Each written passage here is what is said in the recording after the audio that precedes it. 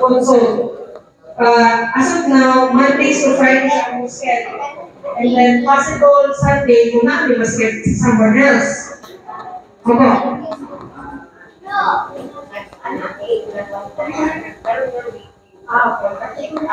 Wala. Okay. Sa pagkakang mga good, nag-travel yung set up ito. We're trying to encourage sa atong mga bukid students, sa atong mga reach.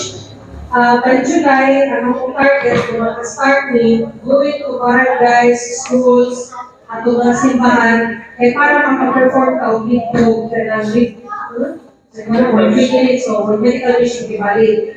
Aside from that, pwede nga follow-up dito na rin sa OPD. So, still the same, free consult, even if follow-up, free follow-up yan na. Okay? Now, here's the catch. Kung mag-move sa PhilHealth na under sa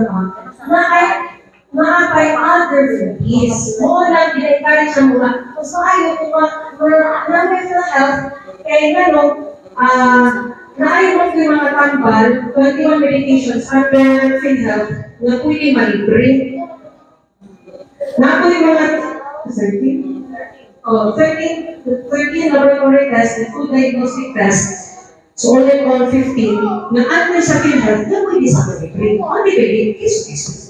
Pwede kayo sa sakit. Hindi mo nagbabawa nito, ihamos niya kanan, gano'n kayo siya sakit ato. Ayun siya. Sensei na nagtusok. So sa ano ang kaso nila na pwede siya mag-ibig. Usasat, if in terms of kung KPP member mo, na ay mga procedures, na pwede na suman, mahal yun ang PF.